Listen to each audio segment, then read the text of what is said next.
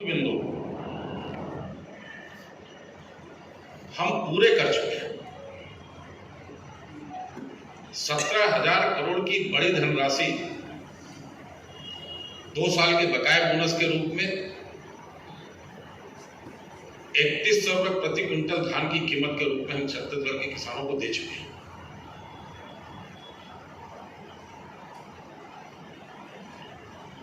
माननीय हमारे घोषणा पत्र में इस बात का उल्लेख था कि पहली कैबिनेट छत्तीसगढ़ के बचे हुए सारे प्रधानमंत्री आवास को स्वीकृत करेगी और पहली कैबिनेट में 18 लाख प्रधानमंत्री आवास स्वीकृत हुए। तेंदुपत्ता तोड़ने की जो अंतर की राशि थी 555 रुपए प्रति मानक पूरा, उसको देने का हम निर्णय कर चुके हैं। तो भारतीय जनता पार्टी जो कहती है वो करती है। महतारी वंदन योजना के अंतर्गत 655 करोड़ रुपए प्रति माह दूसरे महीने की किस्त हम छत्तीसगढ़ की मां बहनों के खाते में डाल चुके हैं। चरणदास जी, गवासी लखमा जी और भूपेश जी, पूरे कांग्रेस के नेतृत्व से मैं पूछना चाहता हूं, गंगा जल उठाकर शपथ लिए थे ना कि सरकार बनेगी तो शराबबंदी करेंगे। 5 साल कर पाएंगे? चरणदास जी में हिम्मत है कि वो भूपेश बघेल जी को डिफॉल्टर कह सके? घोषणा पत्र में उन्होंने इस बात को कहा था कि हम निराश्रित पेंशन को बढ़ाकर 1,000 रुपए करेंगे। मैं चरणदास जी से पूछना चाहता हूं, वो कहेंगे भूपेश डिफॉल्टर था इसलिए पूरा नहीं कर पाए? महिला स्व सहायता समूह के कर्ज माफ करने की बात 2018 के घोषणा पत्र में भूपेश जी ने कही थी। मैं महेंद्र जी से पूछना चाहता हूं कि सार्वजनिक रूप से कहेंगे क्या कि भूपेश बघेल की सरकार डिफॉल्टर सरकार थी इसलिए काम नहीं कर पाई?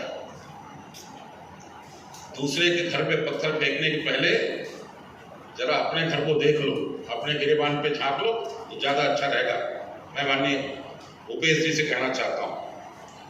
और भारतीय जनता पार्टी जो मैंने कहा कि जो कहती है वो करती है।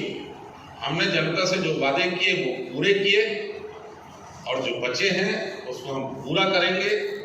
छत्तीसगढ़ भाजपा ने बनाया है, भाजपा ही संवारेगी। और कांग्रेस किस बात की बात करती है? परसों उनका घोषणा पत्र जारी हुआ है ना, सरकार बनने पे हम ये करेंगे। लड़ कितनी सीटों पे रहे? अभी तक उनके 270 प्रत्याशी घोषित हुए हैं। पिछली बार 426 लड़े थे, 52 जीते। उसके पहले 462 लड़े थे, 44 जीते। ना नौबत तेल होगा ना राधा नाचेगी। कांग्रेस का पूरा आज तक का इतिहास उठा के देख लीजिए। मैं तो बहुत छोटा था, उनका 71 का घोषणा पत्र मेरे को आज भी याद है, जो बहुचर्चित था, गरीबी हटाओ।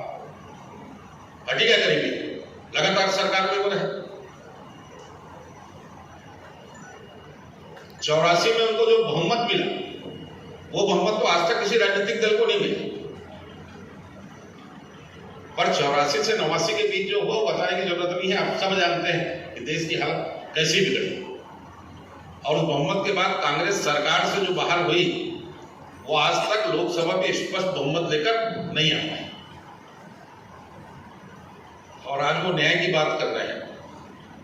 पिछली बार तुमने 72,000 रुपये देने की घोषणा की थी ना, बहुत से प्रांतों में उनकी सरकार थी, छत्तीसगढ़ में उनकी सरकार थी, दिए क्या 72,000 रुपये किसी को? चरणदास महंत से पूछना चाहता हूं मैं कि कांग्रेस के राष्ट्रीय नेतृत्व राहुल जी को, सोनिया जी को डिफॉल्टर कहेंगे क्या? कि जो लोकसभा में आपने वादा किया, जहां प्रदेश में आपकी सरकार बनी, वो 72,000 रुपये नहीं दे पाए, ये सरकारें डिफॉल्टर थी।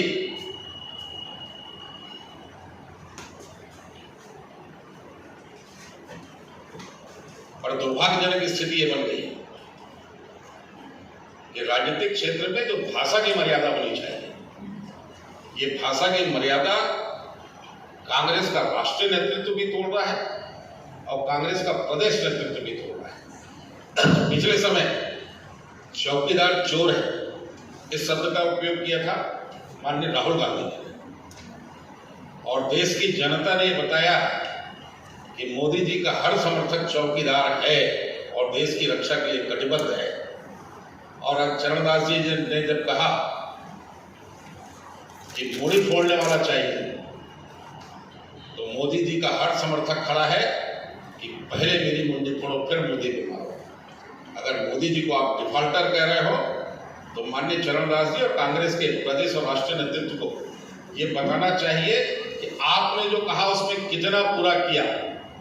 डिफॉल्टर आप हो और उसके लिए बातें कुछ मैंने आपके सामने रखी है, और आपके माध्यम से माननीय चरणदास जी से फिर से कहना चाहता हूँ कि मैंने जो बातें रखी है वो भूपेश को या राहुल गांधी को, कांग्रेस के राष्ट्रीय नेतृत्व को डिफॉल्टर कहने का साहस दिखाएंगे क्या? बहुत बहुत धन्यवाद।